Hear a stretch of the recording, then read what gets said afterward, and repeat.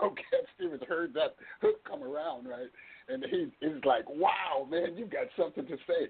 Literally gave me his manager's telephone number on the 13th floor of the Warner Brothers building in Los Angeles. I literally took my family to Disneyland and to meet Barry and Jackie Cross, Cat Stevens' managers. And they didn't hear what they wanted to hear. And then I got a chance to, I was playing at a Grateful Dead concert in San Francisco at the Oakland Coliseum in the parking lot playing for tips. Somebody came by, saw that I'd made $200 in tips, went back into the New Year's Eve concert at the Oakland Coliseum and told Bill Graham, who was the founding manager of the Grateful Dead, there's a guy in the parking lot that made about $200 in tips, and it ain't even 10 o'clock yet, right? And so Bill Graham said something to the equivalent that, man, that means that drug dealers and drug addicts are giving him their money. And so he said, find out who that guy is. And a few weeks later, I got a call, and they said, you're opening at the Fillmore West for Stephen Stills of Crosby, Stills, Nash & Young, right? And, man, that flipped me out, and that was the beginning at the Fillmore West in San Francisco. Had 4 bodyguards. Bill Graham paid me, get this, $5 a minute for the 45 minutes I was on stage. That 17 of my friends in free, gave me my own dressing room with 4 bodyguards, right? And I had an unlimited bar tab until the sun came up for 17 people and myself, right? This is how Bill treated you, And so I called a friend of mine, and I said, Bill Graham doesn't like my music anymore. He's putting me in the cocktail lounge at the Fillmore and not center stage. And my friend was quiet on the other end, right? And then after a moment, he says, Bill Graham is hiring you? Shut up and play. So that was my advice. And I followed it, so he helped me a lot. Then I played at the Palace of Fine Arts, and a young man walked up and he said, I play in a little garage band. But when the young man heard me play at my break, he gave me all the money in 4 pockets, right? Because I saw him go in one pocket, and he handed me this money. Because he asked me at break time, do you do anything by Eric Clapton? And I said, Sonny, I'm a world-class songwriter. When Eric does one of my songs, I'll do one of his.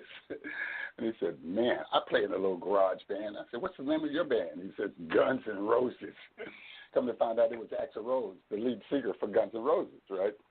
And so my wife and more people said, you don't know how he looks close up. He might have been perpetrating a fraud.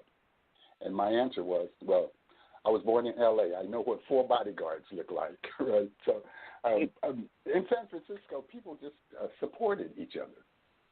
Wow. Wow. So tell me, let me tell you my claim for fame, though. This is history. I call this Black history being made now. Starbucks, corporate Starbucks, hired me for 100 engagements, paid me from Seattle to play in Starbucks in North Carolina, and sent me my check from Seattle for 100 engagements. And they owned a record label when they did that. They owned Hear Music. So I might be the only artist in the world hired by a corporation that owned a record label who hired me 100 times to play and didn't sign me on the label. But I'm moving on. Cool. So tell me, what made you decide at age 30 that you wanted to play a guitar? I mean, most people decide that when they're teenagers or their 20s. Exactly. But what made you decide at age 30 that you wanted to be a musician? Well, all of this poetry, let me start with this. My former sister-in-law taught me silver mind control. And it's a meditative process where you move down from the beta brainwave frequency down into the alpha brainwave frequency, and then you learn how to hover your consciousness right at the border of your theta brainwave frequency and your alpha brainwave frequency. I know I'm getting a little deep here, but right there is where your subconscious mind lives and where your creativity lives. And, man, I started writing stuff like, when jogging replaces your sex life and you're grogged in the space of your ex-wife and you're dodging embraces of your next wife who's saving your space for the next life, and then your love affair becomes the lesson that you should have learned the last time around.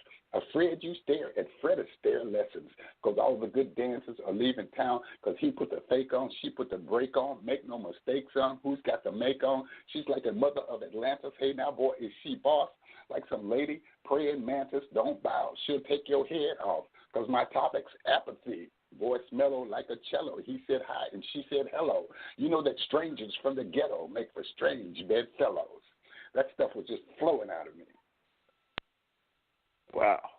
So that was just flowing out of you, and you just figured you had to put some of that on music and put the lyrics to the sound of the music and just have this whole thing that was going on for a while. Now, what got you from California to North Carolina? Man, the universe played a trick on me. Hid my soulmate down in a little town called Eatonton, North Carolina. And this was 20 years ago. I've been here 20 years now. Let me say this. When I saw her walk into the Women's Empowerment Conference 20 years ago, my friend hit me in the ribs and said, look at her. And I looked at him and I said, my friend, here comes trouble. Those were my first words when I saw her. She was walking through the room like she owned all the oxygen and was just letting us breathe. Right? Wow. And so I asked her for, let me tell you, this woman took my heart so quickly that I took her to a little, Brian McKnight was singing, right? And so I wanted to hang with Brian, but I wanted to hang with her, So I went to this hotel next door to the conference with the lady, and Brian walked into the club, and he saw us, and he came over and he said, I am alone, and I want to hang out with you guys, right? So Brian, our first date, Brian hung out with us till about 2 o'clock in the morning. Wow. I was just hanging out there with Brian McKnight. Now, you can't beat that on the first date. That's on the first date, man. It was magic. It was pure magic, Wow. Yeah. So tell folks now, you did the music, and you did the music for how many years have you been performing music, would you say, altogether? Well, I feel like I'm 40, but my chronological age is 73. I was born January 4th, 1944. But I learned some secrets on the way. Somebody said, you were out on the road with Muddy Waters. You were out on the road with John Lee Hooker, and you don't look like them. I said, that's because I figured out you cannot drink every drink that people buy you. So that's one of my secrets for success. And then I'm really into nutrition. I'm really into yoga. I'm really into meditation. So basically, I believe that all of that stuff, EFT, emotional frequency techniques, all of that stuff kind of revises your genetic coding, and I mean it can give you a new lease on life. And I swear, I probably didn't feel this good at 40.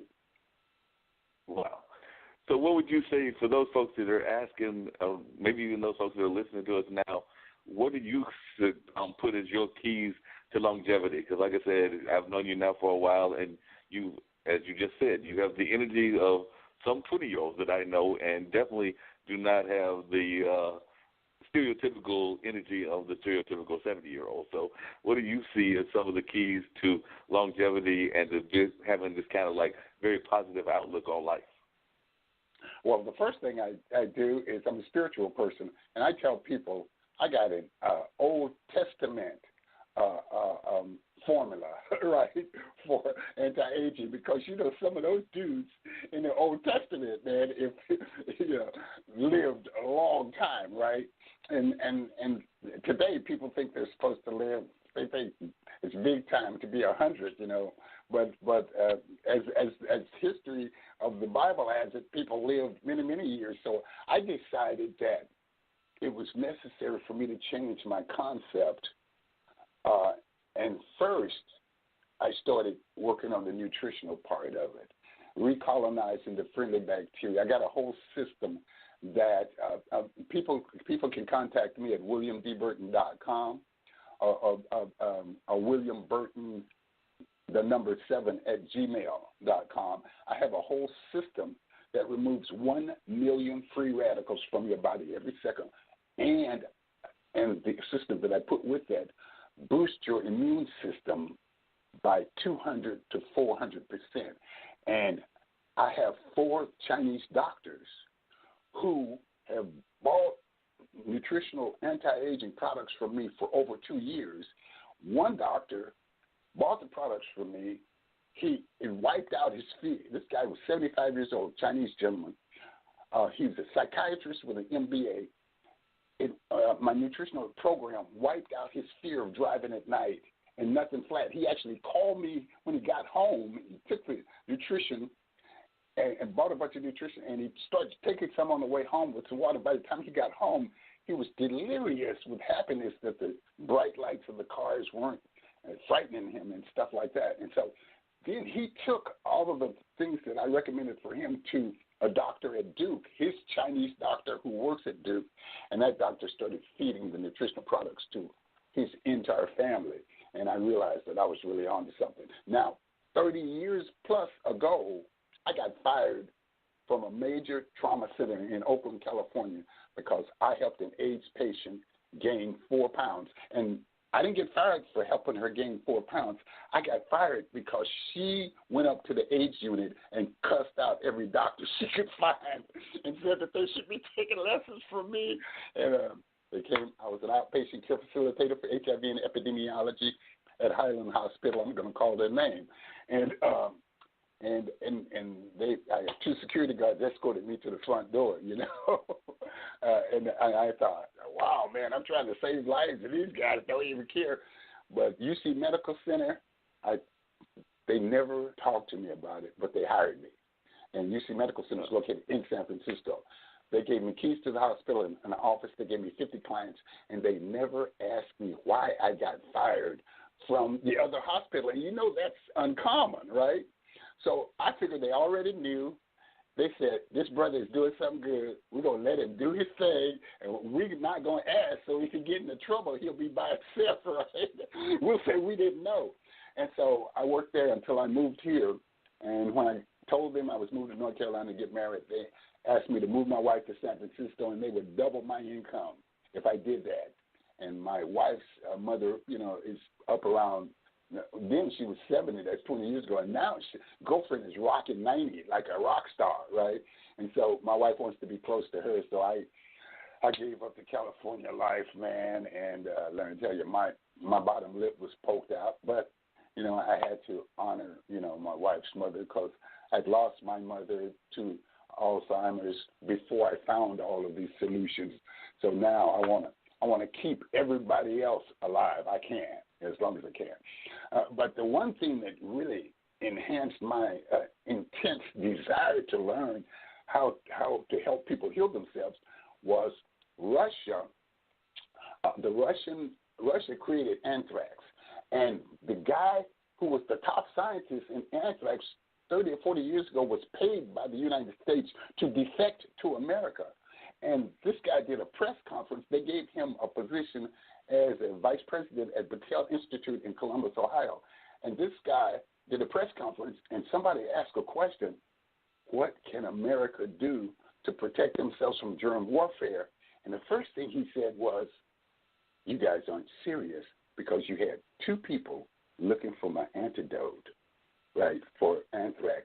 And I had 98 scientists trying to build a stronger anthrax. So I'm glad y'all paid me to defect because y'all were never going to win. And then he said the thing that has driven my life. He says, you cannot protect yourself from viruses and disease by attacking the disease. And you know this. When I say this, you're going to identify with it. He says every time you attack a disease, it mutates and gets stronger, and then it starts to resist whatever penicillin or whatever you created, and then it creates another strand, and then you build a stronger drug for that, and then it'll mutate. He said the number one thing for you to do is to remove free radicals, and that starves any disease or any attack. Remove the free radicals, and the next thing that you can do is boost your immune system. And I realized that this Russian scientist had given me the key to longevity and protecting myself from all of these chemtrails and all of this poison in the water and